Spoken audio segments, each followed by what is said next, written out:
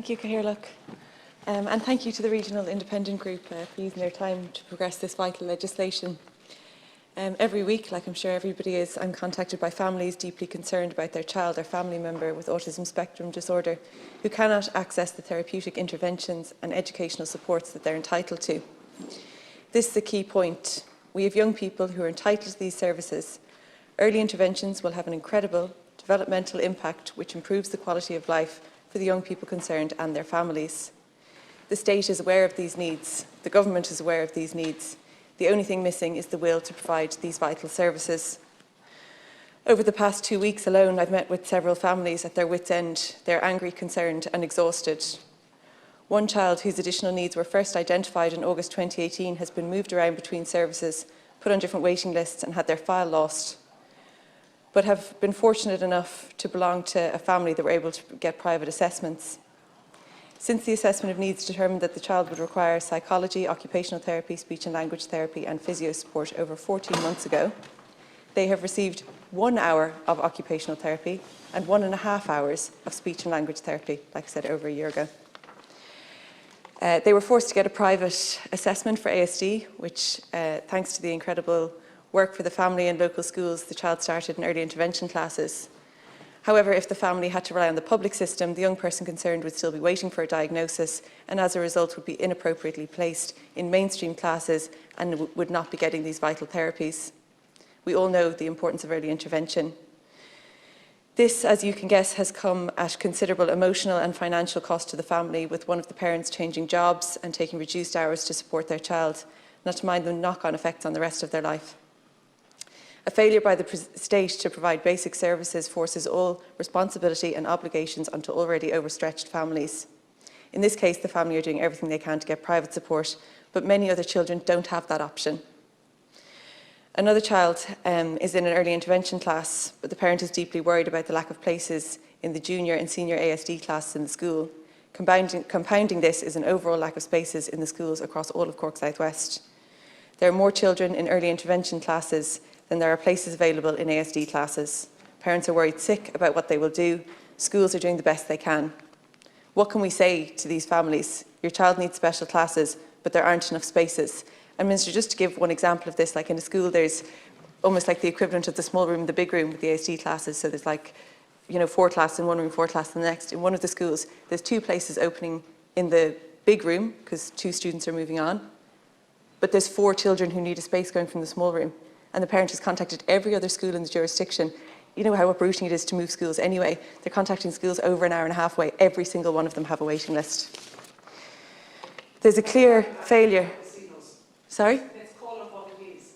It's a lack of action by the CENOs in that particular area. And I'd like to have that on the record. That should not be happening. Well, I've requested a meeting with the CENOs and yourself about this particular issue. I'd appreciate a response for that. Thank you, Minister. It is a clear failure. The department is aware of the numbers of children. It knows the spaces that will be required. Not only is it failing to meet the needs of young people, it's adding stress and fear onto struggling families.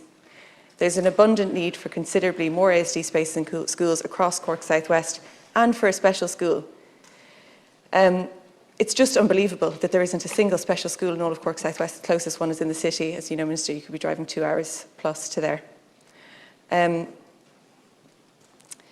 The government likes to talk about a rights-based approach to disability, but we actually have a budget-based approach. Services, therapies, classes are provided according to the budgets, not needs.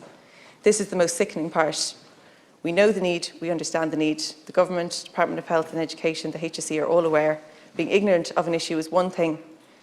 Understanding the matter and scale and not providing the interventions is negligent and discriminatory.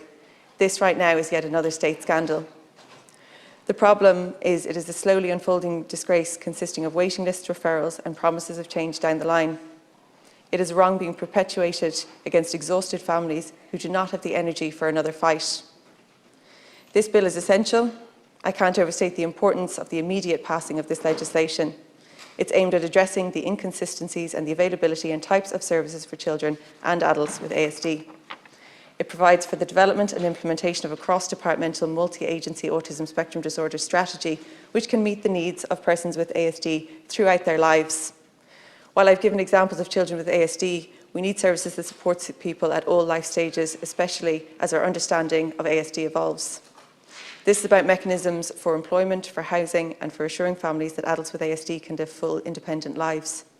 This requires strategies and approaches that can respond to the complexity of autism and plan for the services needed.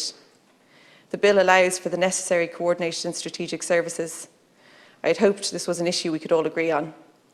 We are aware of the urgent need. All of our offices are contacted about this regularly, and yet the government seem determined to delay.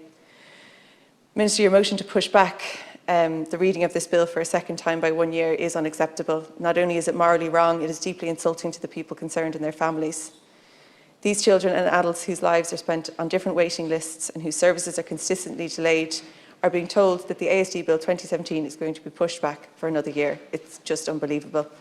And I heard what you said earlier about waiting to see other things unfold. These people have been waiting long enough. This bill is essential now. And to be honest with you, if the government had brought it in 2017, myself and other deputies in this House would have supported it. So it's disingenuous to say that we don't want to support it. We really, really do. Then why are you delaying it by another year? Sorry.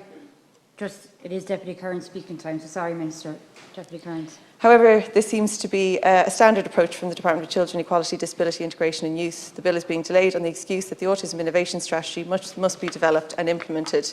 A similar approach is being taken with the optional protocol on the UN Convention of the Rights of People with Disabilities. We can ratify the optional protocol tomorrow if the government wants to. The Irish Human Rights and Equality Commission have said that, the UN Special Rapporteur has said that, but instead disabled people are being told that mechanisms and strategies must be put in place first, despite the fact that other jurisdictions have shown that this is not the case. This bill cannot wait another year. The people it is designed to help cannot wait another year. The overstretched families cannot wait another year. When this bill was discussed in the Seanad over 4 years ago, it was pointed out that the legislation was already long overdue. How long will these children and adults have to wait? We all know cases of young people and adults with ASD who have made incredible progress. This is down to dedication, love and sacrifice of their parents and families and communities, in combination with proper supports and therapies, too many of which are assessed privately.